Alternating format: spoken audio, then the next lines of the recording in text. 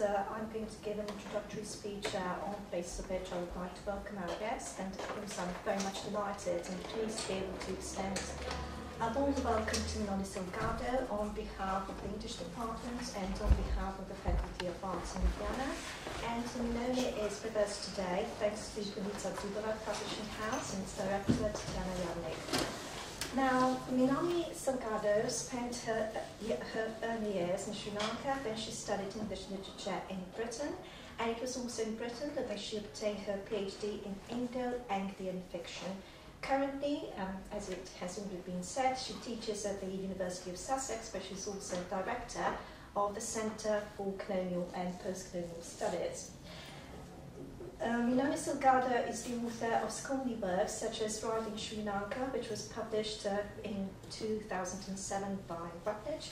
And first of all, just a few words about this very important book, because this is really an extensive research book. It's about Sri Lankan literature, published in English, which in a sense brings together resident and diasporic writers for the very first time, and in this sense the book represents a breakaway from Western influenced and so-called mainstream form of writing about Sri Lankan literature. The West has namely favoured Sri Lankan authors published abroad, primarily in English, while in a sense condemning locally published writers who, some of them also writing published in English, and it condemned local voices to international silence as a result of this. So the book, in a sense, yanks the power from Western literary critics who had invested only diasporic writers with authenticity, with authorial power, while neglecting the local production of local voices, and this has also led to a one-sided, distorted view of Sri Lankan literature and society. Not surprisingly, Melanie Salgado is also the author of an essay titled Can Only the Dead Speak? And this, of course, represents a basic challenge to the canonical essay by Spivak titled Can the Subaltern Speak, of course. And this is something that we will address in our chapter on our lectures on post-colonial theory. Now, Melanie Salgado is also a fiction writer, a post-colonial fiction writer, and it is in this capacity that we find her here with us today.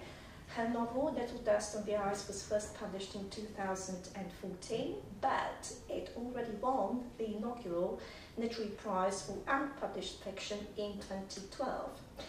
The novel is also one of the two novels only that has been chosen for translation into Slovene as part of the EU-funded project Echoes of Realities. At the very beginning of the novel, Little Dust in the Ice, we read, his disappearance in the catastrophe that the international media called the South Asian tsunami could not be regarded as certain. Rodrigo could only recall that he had disappeared on the morning of the 26th of December while on his way to see a friend. His friend had disappeared too. Weeks later, when the road on which the young man had last been seen walking had been cleared of detritus that remained of people's homes, lives and livelihoods, Rodrigo noted that Bradley's mother had resigned herself to the fact that she would only find her missing husband and son in the more affordable reaches of her heart. The forgotten, the overlooked and the erased, the deliberately silenced, glossed over spaces of loss and trauma, the lives wantonly and systematically destroyed as part of the new wave of neocolonisation, so euphemistically referred to as globalisation today, all of this resurfaces to become visible and present again.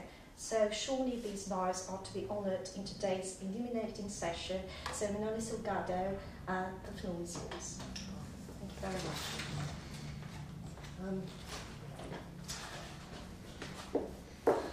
Such perfect English, and I'm going to try. A little bit of Slovene. Dobro večer.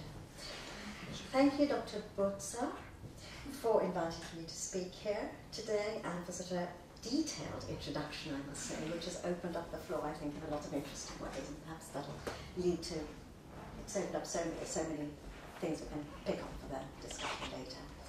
Thank you to my fellow discussant Petra Meters, for choosing to quote from my book, 12 Cries from Home, which speaks directly to the topic of writing home. Can you all hear me? I know you probably can't all see me, I'm quite small, so if I stand up, I'm used to standing up because I lecture in Sussex, so that would be the reason partly why it's to help you see me as well as him. I'm going to begin with the words, is it okay if I stand? No one minds? You don't mind, have I spoiled it for you? Is that okay? I'm going to begin with the words of one of your own great poets, Josip Broz. In my pocket I still keep the door to my former home, which, since the last war in my hometown, has been lived in by strangers who have changed the lock on the main door a long time ago. I know that a key with a lock no longer has a reason for being, but this key means something higher to me, just like many other generally useless objects. In this poem, which you know better than I do, language is overshadowed by loss, specifically the loss of home in the context of war. This poem engages with memory and the reclamation of home as an act of remembering, gathering together the fragments of the past. The poem ends on a note of qualified hope, with the recognition of a new space of belonging, of residence in what Osti calls the dark room of language in which I feel perfectly free. I cite this poem not only because I happen to love it and to show I've done a little bit of homework on your literature, but because it draws into focus the migrant sensibility that drives my novel, and indeed much postmodern, post-colonial literature. This writing is marked by rootlessness, alienation, and what Salman Rushdie has called a stereoscopic or double vision. He has said, "We are one and the same time insiders and outsiders in this society." And he's, of course, speaking of partial belonging in relation to England. This stereoscopic vision is perhaps what we can offer in place of whole sight.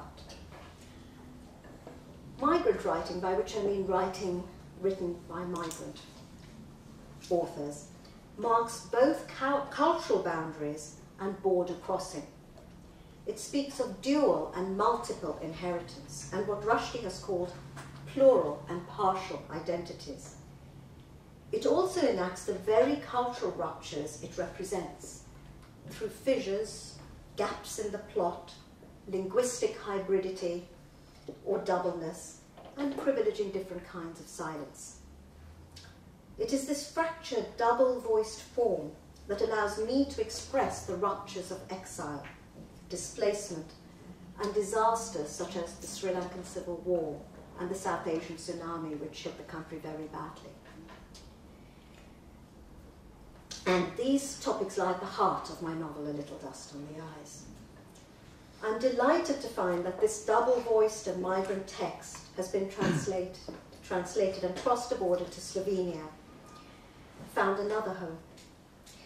For the border is a space of cultural negotiation and contestation, where differences, as the post-colonial theorist Homi Bhabha has pointed out, can be translated into solidarity. The news of his death had begun with a phone call at school. Savitri? The accent was from home. Something was wrong. Savi had leant against the cubicle door and closed her eyes. The darkness brought with it too many possibilities. She opened her eyes and saw the girls outside, heading out for breakfast. Yes. The word was folded in echo, and her yes was repeated back to her. It's Uncle Eden here. You haven't heard from your father, have you? She knew then it was serious. An unbidden plea began to pound in her head, magnified by the silence down the line. She could see Jane putting on lip gloss in front of the mirror in the hall. Not to worry, I'm sure he's fine, he said hoarsely. But look here, your father went swimming yesterday and has not been seen since. He might have taken himself off somewhere. He didn't leave a message, so we can't contact him. Listen. She could see Eden searching the wall for words. If you hear anything, will you contact us direct? Suddenly, the possibility of her father was everywhere. On the beach, in the hotel, in the car driving back to Colombo, in the club, in the law courts of the fort, in hospital. The absurd thought that he might have caught a plane to visit her in England made her feel momentarily giddy. Have you called the hospital? Again, the repetition of her words down the line that began as she spoke, so she had to speak against the sound of her own words. Yes. There was silence. But this is not England. It had taken a further 12 hours to find his body. A fisherman found it in an inlet near a prawn farm. How it had drifted so far up the coast was anybody's guess. The distance of time and place heightened speculation, but there were too many bodies surfacing at the time, and there was no doubt at all that he'd chosen to go swimming. The post-mortem would later show that he drowned. His lungs were engorged. Blood had leaked into his mouth. There was no external injury apart from a small bruise at the front of his neck that was almost certainly the result of pressure from the mortician's knife. Set against the disappearances of anonymized village youth and high-profile political assassinations, she had the luxury of containing the news as a private matter, a private death. She had still been searching for a way of accepting the news when her father's last letter arrived. It had been date-stamped a week before he disappeared. Darling daughter, another day of thundering rain and I'm confined to the office. She could see him writing it, the blue paper pressed against the leather pad by his wrist as the rain drummed against the window and smeared it into a blur of blended colour.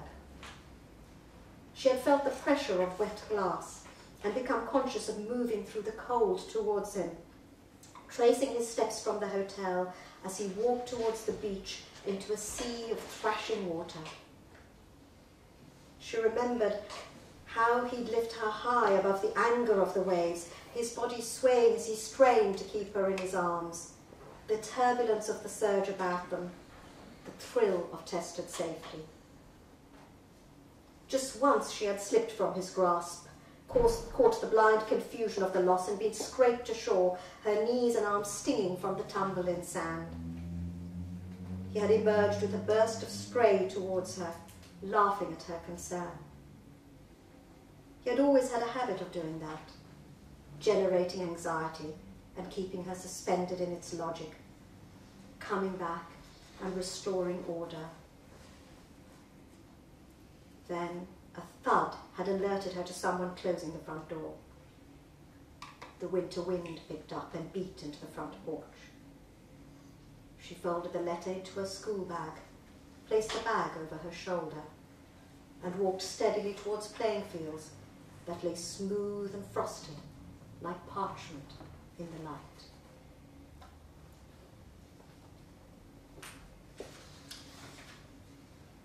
The next excerpt I'm going to read will take you into the other cousin's story. Her name is Renu, and she has been living in the country. She works for an NGO that supports the families of the disappeared. She grows up during the time of the disappearances, even though she's inside the country, her struggle is also one of trying to make sense of them. Here, she hears her father quarrelling with his brother, the lawyer who is Savi's father. And this little segment is introduced, giving you the context to that particular period. Savi and Renu had grown up in a time of silence, of events with blind, buried witnesses, when it was not what was said, but what was left unspoken that carried the burden of truth. Their lives were enmeshed in a hidden war that failed to make the international news. A war masked by shrieking headlines on the larger war between the government and the LTTE, so that the killings, disappearances and abductions in the south that claimed many thousands of lives came to gather dust in the files of human rights observers. This war lacked the comfortable logic of race and ethnicity, the logic of religious cultural difference, the easy distinctions favoured by those who like to keep things simple and clean. This was a class war among the Sinhalese. Young insurgents against a paternalist state, cousin against cousin, brother against brother, a settling of scores where long-standing fears, ancient rivalries, secrets, betrayals, mistrust, grudges, iniquities and resentments determined the call to arms. It was a family war, an internal matter of blood, marking a violence that could not be reasoned away. And like all dirty secrets, it grew in the silence it imposed. Savi had travelled through this time on the wings of her father's letters, having been transported abroad just 2 years after her mother died. But for Renu, there was no respite. She lived in and through this time, could feel the small shards of history embedded in her skin. When she heard her father raise his voice to Uncle Dom, she scurried to the door and listened. She never told anyone what she heard that day. "Dom, it's time you stopped encouraging these cases," her father spluttered, trying hard to keep his voice steady. "People are talking, they even threaten me directly." "You're living in the heart of it here at Fort," her uncle replied. "Turn a blind eye to what's happening about you, brother, and you can be sure you might be next." "Carry on like this and I will be. You're putting far too much faith in the law." "We have to have faith in something. The law is all we have left." "You need to fight fire with fire, damn it." Her father slammed the desk. "It's the only way to get the brutes in line. Why, if they'd carry on and you of all people know what these men are capable of, I would have had to shut up shop. Then where'd we be? Out on the street with nothing but your fancy ideals for breakfast. Can't you see that your activities are putting us all at risk? Your faith in this bloody law will get us killed." "I know, but I have no choice," her uncle sighed. "When the state turns against its own people, we are all at risk anyway."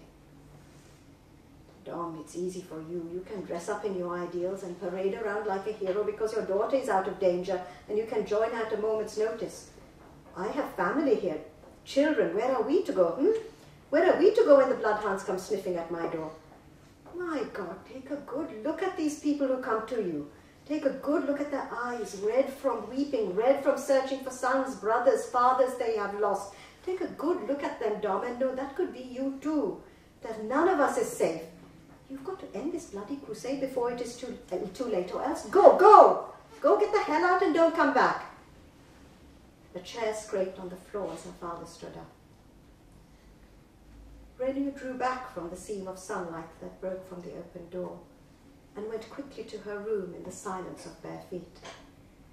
She knew how to walk in shadow run, to move in panels of shade so she would not be seen. When she closed the door of her room behind her, she was still holding this last fragment of conversation. She began sifting through its cadences, extracting the vital elements that might connect it to all the other central facts. Checkered sunlight came through the bars of the window and caught her in its net, turning her cheek light then dark as she reached below her mattress to draw out a blue file.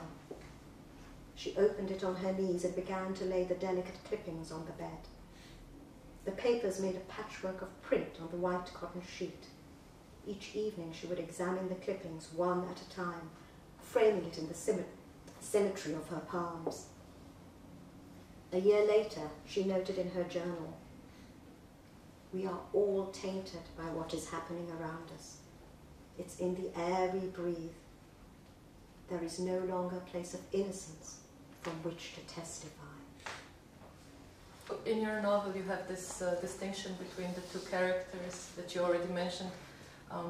they're also writing stories down, but one is doing this in an academic way. She's writing a dissertation on nationalism in Sri Lanka, while the other is basically writing the stories that she hears from the people who actually suffered from these disappearances down. So you are doing both as well. You write academic articles and you wrote fiction. What would you say is the difference of one and the other? You said that you stopped writing your writing Sri Lanka and then immediately you started writing the novel. What's the difference? Massive difference, really. I mean, it's incalculable. And I have to say that academia gave me kind of like a critical grid to work with. But to be honest, when writing the book, I hardly read any academic texts because I was interested in the human story. That's what gets missing completely with academia, where human beings become subjects. And one of the things that fiction, poetry, short stories, they allow us to do is to empathize and to get under the skin of what it's like to experience something. So for me, there's a world apart between the two things. I know which one I prefer, there was so much missing for me when I, having finished writing Sri Lanka, that I had to get out of my system with the novel. So it's very different. But at the end of the book, we read like in a short passage, we read all the research you did for your novel. Yeah, it was a lot. Yeah. Could you talk a bit about that? Yeah, Because it's really interesting. I mean, what one has to consider when writing such fiction. Sure. Different levels of research, completely different kinds of research. I had done a lot of research anyway for writing Sri Lanka on the literary front, so I knew more or less what had been written in Sri Lanka on the war by the time I started writing this book, and I kind of had a sense of where I wanted to place my novel, what I needed to add to that. So on the literary front I'd done the research, but in order to write Sri Lanka, I'd had to do a lot of studies on the war itself, what had generated the war, the discourses of the war as well. But on the human level, and this is where the research really was important, I didn't actually think of it as research at the time. I was just wanting to find out what happened. I was in the country a lot during that period, 2.5 years during the emergency, primarily to visit my family. So it was very much a human engagement all the way through that. But I had a lot of, I was collecting so many newspaper cuttings. I was like really, I still have sort of that 2 boxes that deep, 2 feet deep of information coming from Sri Lanka, but also outside. So I was comparing what was being generated from outside the country and what was generated from inside the country in terms of the news stories. You also mentioned before already the critics and how they're responding to the representation of these conflicts. Could you talk a bit about this, how criticism is influenced perhaps at a certain level by the nationalisms, I mean the 2 nationalisms in the country, how literary criticism is, I mean, does it come into the literary criticism? Does it influence the canonization of some authors, especially the resident writers? Well, one of the things I found interesting actually was how both critics inside and outside the country kept coming back to this notion of authenticity, but in slightly different ways. Writers inside the country were looking for what was authentically Sri Lankan in order to promote a kind of political agenda. Okay, and remember the war, the larger war, was between Sinhala nationalism and Tamil nationalism. It was what is a true Sri Lankan? I mean, we're all familiar with what happens when nationalism goes a bit mad. So that was that. And as I say, it's kind of clearer. What is more problematic is something that's continued to this day in post-colonial writing, which is marking out writers as authentic in some way, which is problematical. I mean, this is a huge issue, and I don't want to sort of just gloss it and give any easy answers to this, but just to say that was a commonality between critics inside and outside, was this sort of circling around this concept of what is the authentic. And I take issue with understanding authenticity, because it's the moment you start talking about it, talking particular political kind of language. What is authentic? It's always a construct. Do you think there are more, that the critics are writing, I mean, considering this authenticity more with the diaspora writers, because, you know, they're not here? This argument of, you know, not knowing the place as well because they're not here? Or is it the factor for both, like for resident writers as well? Well, this term authenticity is often used to silence writers. Okay. That's what I find interesting.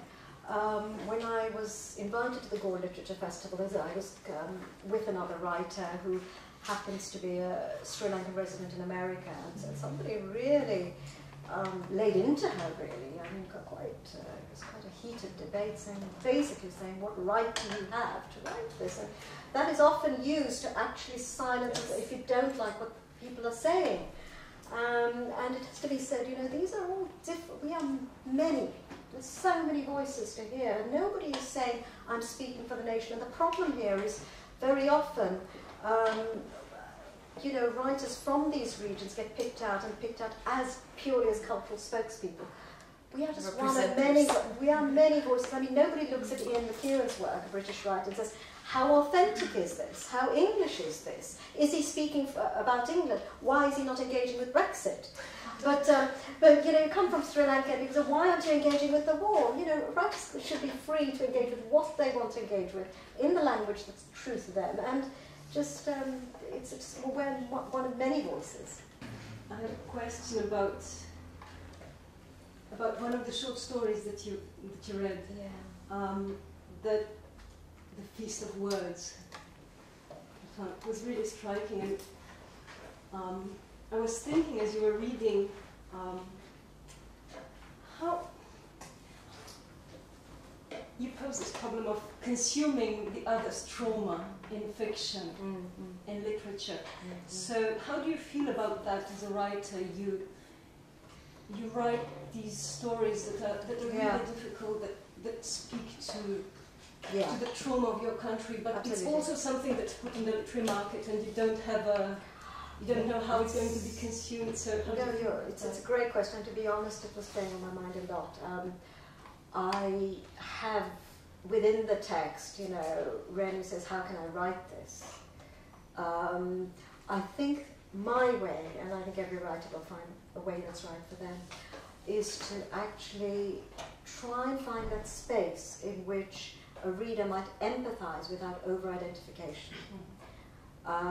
So there should be just a bit of critical distancing.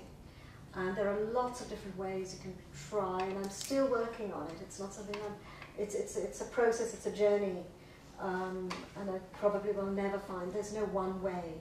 You can only find the way that speaks to you, and you know, but it's definitely a key concern about the consuming of others' trauma. Really.